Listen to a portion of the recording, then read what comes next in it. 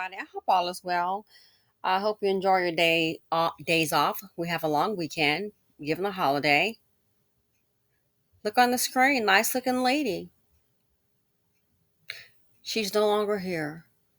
Let's take a look at these two stories. This will be part A, okay? Then we'll have part B, which will be a separate video for the commentary. The danger for women, it's really real. It is no joke. Again, let's go ahead and get to it. 62-year-old Michael Birch killed his own wife and son inside their Fort Washington home.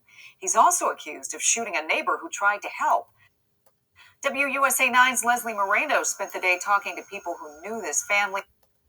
She joins us live from Prince George's County Police Headquarters with more on how this all unfolded. How is that community grappling with all this tonight? Yeah, this community is still in shock. This all happened at the home here behind me. If you look closely, you can see some of those windows have been boarded up. We've seen family come in and out throughout the day. And we spoke with several people in the area who knew the family. They tell me Birch loved his wife and son. The Prince George's County Police Department says 62-year-old Michael Birch killed his wife, 52-year-old Rory Birch, and son, 25-year-old Michael Birch Jr. inside their home. Police were called out after neighbors heard gunfire. For nearly 5 hours, police tried negotiating with Birch, who was barricaded inside. At around 10:45, police decided to go in. The wife and son were found dead. Officials say a neighbor walked up to the home after hearing those gunshots. He was shot when he knocked on the front door. The police department had neighbors shelter in place for hours. We spoke to one of those neighbors who knows the family. She tells me she was just getting home when she heard the gunshots. She says moments later she saw her neighbor, who was injured, crying out for help. Got out of the car and I heard one shot and I thought it was a firecracker. So I went in and I saw his wife over here, not his wife, but the wife of the guy who he shot, the neighbor. I saw her walking back and forth and I asked her what was wrong. She said, your neighbor back here just shot his wife. And then my husband went over to help her and he shot him too. Wow. And Birch is charged with first-degree murder, attempted murder, and other related charges. This double murder is now the 17th domestic-related murder in the county alone this year. We're live. Okay, so that's one report.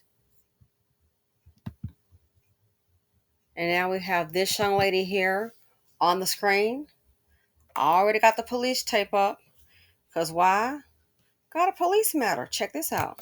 Tonight, court documents are shedding new light on a deadly shooting in Grand Rapids, in which investigators believe is the result of domestic violence. It happened last week on Union Avenue Southeast near Oakdale, taking the life of a mother of 3. News 8's Demetria Sanders has the latest. Marcus Lofton is facing 2 different felonies for the death of his wife, Alicia. According to court documents, the killing happened 1 day after he was served divorce papers. On the morning of August 17th, Grand Rapids police responded to calls of an unresponsive woman with multiple gunshot wounds next to a home on Union Avenue Southeast near Oakdale. 42-year-old Marcus Lofton is charged with open murder and felony firearm for allegedly shooting and killing his wife, Alicia Lofton, in that incident.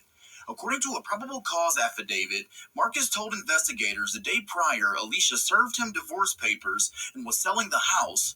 On the 17th, Marcus said an argument ensued where he grabbed Alicia's pistol that was found in a drawer, and as he attempted to strike her, it went off. He then told police Alicia went into a room and locked the door, and after Marcus forced it open, Alicia was climbing out a window to exit the house. That's when Marcus says he shot her several times. At the time of the shooting, Marcus wasn't supposed to be in contact with Alicia due to a domestic violence arrest in May.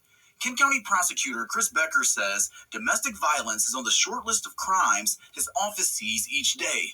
Doesn't discriminate based on geographic area. Doesn't discriminate In terms of socioeconomic, it's everywhere. In response to an increase in domestic violence cases, in 2022, $4 million of American Rescue Plan funding was set aside for Kent County's Domestic Violence Action Network. We're looking for the funding. We saw probably our highest level. I think we had five or six domestic violence homicides.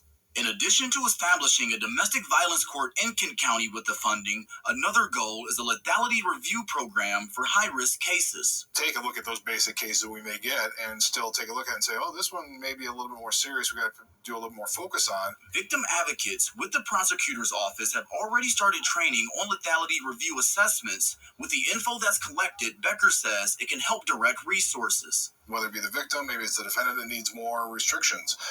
It's really responding individually to that case by getting that information.